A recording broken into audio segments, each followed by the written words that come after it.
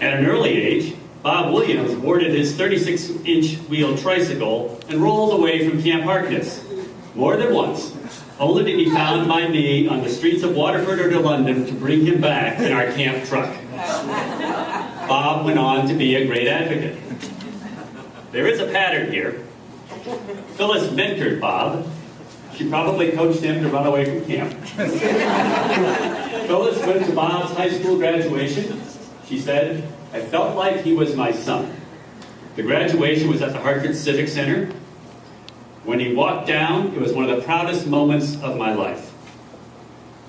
When Phyllis wrote Bob a letter of recommendation to Senator Lowell Weicker, Senator Weicker hired Bob. Bob is currently Associate Commissioner for the Social Security Office of Employment Support Programs, but he has a long career record in senior positions in the public and private sector.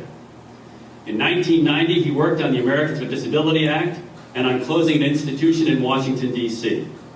Between 1993 and 2000, he was Commissioner of the Administration on Developmental Disabilities. In April of 2012, Bob became a grandfather. I am honored to introduce my colleague, friend, and fellow grandfather, Bob Williams.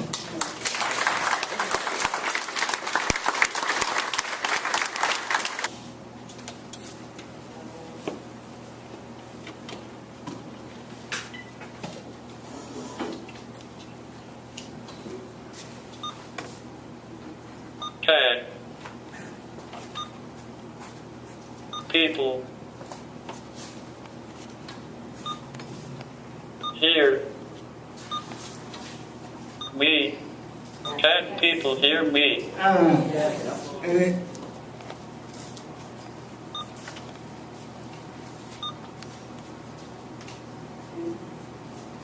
It is great to see so many familiar, gracefully aging faces. Well, some are more gracefully in motion than others. But I will let it go. Many of us here, including those of us that once tried to escape from it, love this place and return to it often, if only in our hearts and minds.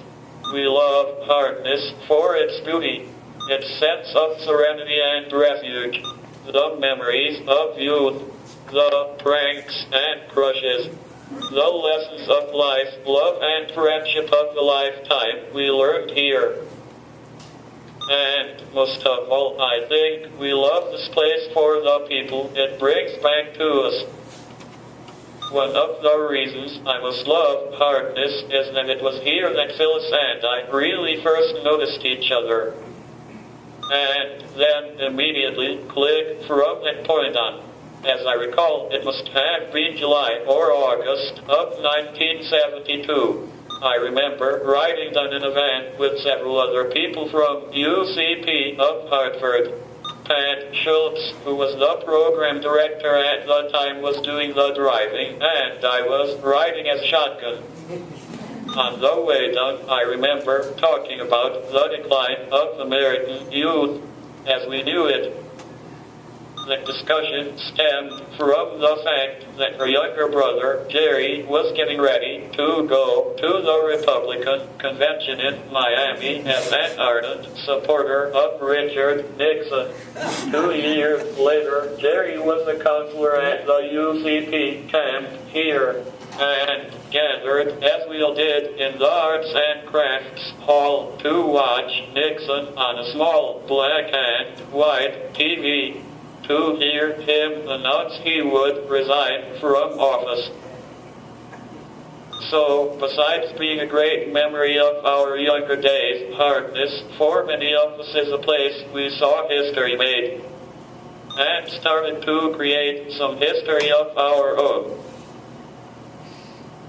Going back to that summer day in '72, as we entered the gates of the park, we saw signs and banners everywhere proclaiming, "Welcome to Camp Harkness, Governor Meskel."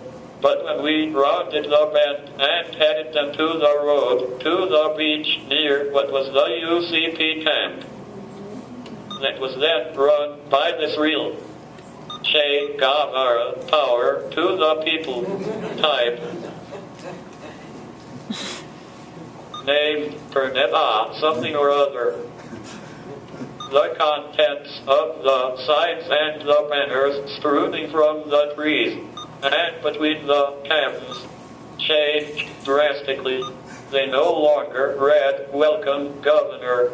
It was more like, "Go home, Gov, and take your budget cuts to PBR with you." I no longer scrambled out of the front of the van. Then I was off. My green globe communication board tucked firmly under my arm to find the governor and give him what for. When I tracked him down, I plopped my board into his hands, with news reporters from Chanlate and elsewhere looking on. He started to repeat every letter and word I pointed to in my adolescent tirade out loud for them to scribble down dutifully, and I started to chuckle to myself at the scene that was unfolding. It was then I spotted Phyllis out of the corner of my eye, sitting there in the thick of the fray, with that wry smile and knowing glint of glorious delight she would get in her eyes, sporting a large yellow smiley-faced button which had a caption etched in indelible black magic marker below it, proudly proclaiming, "Kiss me, I am a Democrat."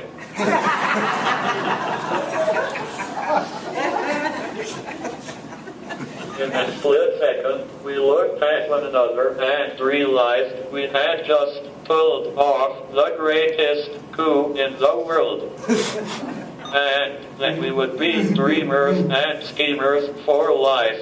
I remember coming back to Harkness, what I think was a week or two later, and meeting by the beach with Elliot Dober, Phyllis, Ed, E.D. Harris, and, I believe, Katie Adams.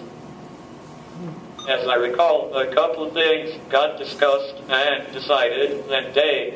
The first was that UCP of Hartford would create something called the Consumer Advocacy Council, which might not be as radical sounding today, certainly not as in your face as, say, the Access Liberation Front and Underground, and or Action Jackson here wanted to create.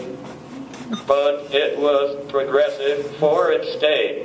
And the other thing that Elliot, whose genius, besides sneaking into Harkness at all hours of the night, was to surround himself with brilliant, highly effective, and committed people.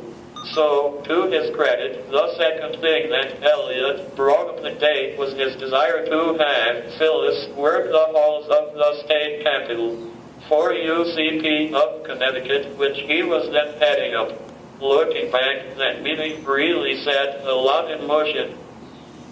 For much of the 5 years that followed, Phyllis and I became inseparable. We do together. We roamed the halls of the state legislature, organized awareness days, worked with Gloria Schaefer on what I supposed were among the first efforts to make voting places accessible, went to countless meetings with Arthur, Pepe, Stan, Todd Kilroy, and others, to set up the Connecticut Coordinating Committee for the Handicapped. Spent time at Harkness together, even during what I believe was Hurricane Agnes. Through it all, we spoke to each other almost every day by telephone. When we first met, you have to understand, I was just a 15-year-old kid going into the 8th grade, taking courses in all regular classes for the first time. And not unlike many young people with and without disabilities alike, my middle school and high school years were the most trying of my life. particularly since a large part of me was uncertain what my future held. Phil, my cat, who some of you might remember was president of UCP of Hartford, and about this time, once saw me riding down Pratt Street in Hartford on my tricycle, and he was certain after that I had to have a band of little angels on my shoulder everywhere I go. I am not sure about all that, but he was at least partially right. Starting, of course, with my parents and my family, I have always been surrounded by those who have held out the most outlandish expectations for me and of me. At a very crucial time in my life, Phyllis was one of the group of somewhat older young adults with disabilities who I was fortunate to hang with as a teenager. High school was the darkest time of my life. Much of the time, I feared that my future would be a sheltered workshop. But by getting to know people like Phyllis, Armand Leggold, Beth Jackson, Elliot Dober, Stan Kolofsky, Joyce Baker, and many others, I saw an alternative. I saw folks like me leading the types of lives and careers that I hope to have someday. Seeing is, as they say, believing. As I said, except when she was at the University of California, or in Bermuda. We would talk by phone nearly every night. We worked out the code using the numbers and letters on the phone so she could figure out what I was saying. We were ahead of our times. It was like texting, 70s style.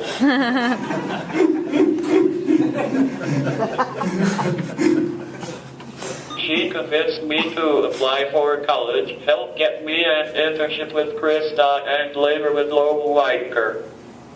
And when the senator wanted me to go to work for the Senate subcommittee, he wisely pressed Phyllis into service to convince his persnickety Irish Paul staff director named Doyle to bring me on. That alone should have won her a Nobel or two. Arguably, some of this might have otherwise occurred, but you will never convince me of it. About a year ago, Phyllis posed the following question in an email. Is there a future without a dream? Like so many of the questions she asked, the answer was never in doubt. That is why she was such a master at creating so many dreams and a future to match. Okay.